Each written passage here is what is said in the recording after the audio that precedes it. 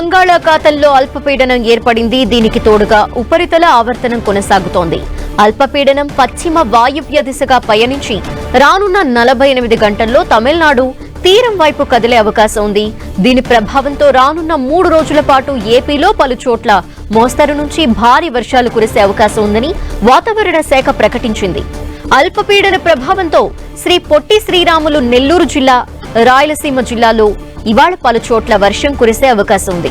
రానున్న 24 గంటల్లో శ్రీకాకుళం, విజయనగరం, విశాఖపట్నం, నెల్లూరు, తిరుపతిలో భారీ వర్షం కురిసే అవకాశం ఉండగా గురువారం కూడా వర్షాలు కంటిన్యూ అయ్యే అవకాశం ఉంది. శ్రీకాకుళం, విజయనగరం, విశాఖపట్నం, అల్లూరి సీతారామరాజు జిల్లా, అనకాపల్లి, ప్రకాశం, నెల్లూరు, వైఎస్ఆర్, అన్నమయ్య, తిరుపతి జిల్లాల్లో పలు చోట్ల మోస్తరు వర్షాలు కురిసే ఛాన్స్ ఉంది.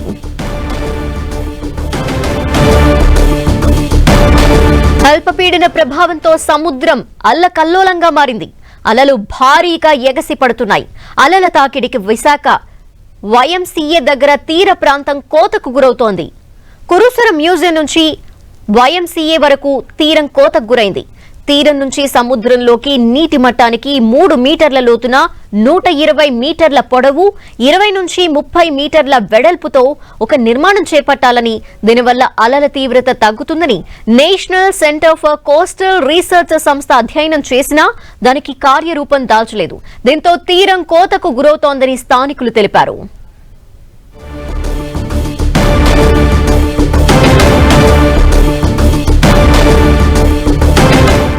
దీనిపై మరింత సమాచారం మా ప్రతినిధి జార్జ్ అందిస్తారు.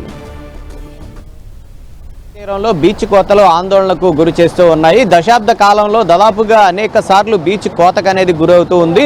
ప్రస్తుతం చూసుకున్నట్లయితే కనుక కురుసురా సబ్మెరైన్ దగ్గర నుంచి ఈ YMCA వద్ద వరకు కూడా భారీగా కోతకైతే గురవడం జరుగుతుంది. ఇదే ప్రాంతంలో చూసుకున్నట్లయితే కనుక దశాబ్ద కాలంలో 2 సార్లు భారీగా కోతకైతే నమోదవడం జరిగింది.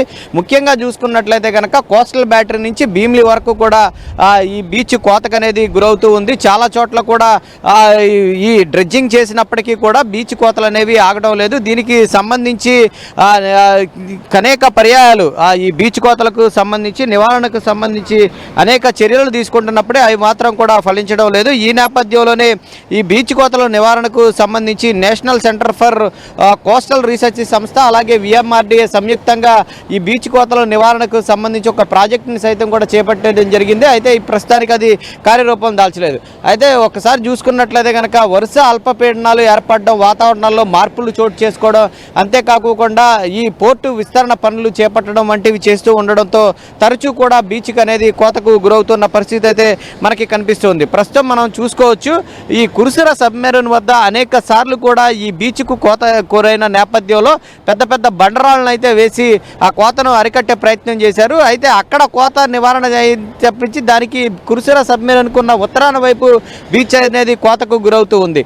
ఒకసారి చూసుకున్నట్లయితే కనుక ఎక్కడైతే ఈ చెట్లు కొబ్బరి చెట్లు ఉన్నాయో ఆ కొబ్బరి చెట్ల వద్ద గార్బేజ్ వాల్ అనేది ఏర్పాటు చేయడం జరిగింది. అక్కడ రాళ్లతో ఆ గార్బేజ్ వాల్ ఏర్పాటు చేసిన నేపథ్యంలో అక్కడ కోత మినహాయించి మిగిలిన అన్ని చోట్ల కూడా కోతకు గురవుతున్న పరిస్థితిని అయితే మనం స్పష్టంగా చూసుకోవచ్చు. భారీగా అయితే ఈసారి చూసుకున్నట్లయితే కనుక భారీగా అయితే కోతకు గురైంది. ఏదైతే ఆ రోడ్డు ఏదైతే ఉందో వాల్ ఏదైతే ఏర్పాటు చేశారో ఆ వాల్కి కొంచెం దూరంలోనే కోత అనేది కనిపిస్తూ ఉన్న పరిస్థితి అయితే కనిపిస్తూ ఉంది. అంతకంతకు సముద్రం ముందుకు చొచ్చుకు వస్తూ ఈ బీచ్ అనేది కోతకు గురవుతున్న పరిస్థితి అయితే కనిపిస్తూ ఉంది. ముఖ్యంగా చూసుకున్నట్లయితే కనుక ఇదే ప్రాంతంలో ఎక్కువగా కోతకు గురవడం, అలాగే వరుల్ చిల్డ్రన్ ఏరియాలో చూసుకున్నట్లయితే కనుక గతంలో సైతం కూడా భారీగా కోతకు గురైంది. ఈ కోతకు నివారణకు సంబంధించి అనేక శాస్త్రవేత్తలు అయితేనేమి పర్యావరణవేత్తలు అయితేనేమి కానీ ఈ బీచ్ కోతలను అరికట్టాలని చెప్తూ ఉన్నారు. ముఖ్యంగా ప్రతి ఏడా కూడా డ్రెడ్జింగ్ చేసి దాని ఇసుక మేట్లన్నింటిని కూడా తీసుకొచ్చి ఇక్కడ వేయాలని చెప్తూ ఉన్నారు. అయినప్పటికీ కూడా ఈ వరుస అల్పపీడనాలు ఏర్పడడం, వాతావరణంలో మార్పులు చోటు చేసుకుంటూ ఉన్న నేపథ్యంలో అనేక సార్లు అయితే బీచ్ కోతకు గురవుతున్న పరిస్థితి అయితే కనిపిస్తూ ఉంది. ఈ బీచ్ కోతల నివారణకు సంబంధించి ఇటు VMRDA అలాగే నేషనల్ రీసెర్చ్ కోస్టల్ సంస్థ చూసుకున్నట్లయితే కనుక ఈ 2 సంస్థలు సంయుక్తంగా దాదాపుగా 120 మీటర్లకు సంబంధించి ఒక పెద్ద వాల్ను ఏర్పాటు చేసినట్లయితే కనుక ఈ బీచ్ కోతను నివారణ చేయొచ్చని సూచించారు. సూచించింది. అయితే అది నిర్మాణ పనులు అయితే జరగలేదు, కానీ ఇక్కడ బీచ్ కోతలు మాత్రం ఆగడం లేదనే చెప్పుకోవాలి. వరుస అల్పపీడనాలు ఏర్పడడం, తాజాగా ఇప్పుడు ఒక అల్పపీడనం ఏర్పడుతున్న నేపథ్యంలో బీచ్ అయితే భారీగా కోతకు గురవుతున్న పరిస్థితి అయితే ఇక్కడ ఉంది. కెమెరా పర్సన్ సత్యతో జార్జ్ 10 టీవీ విశాఖ నుంచి.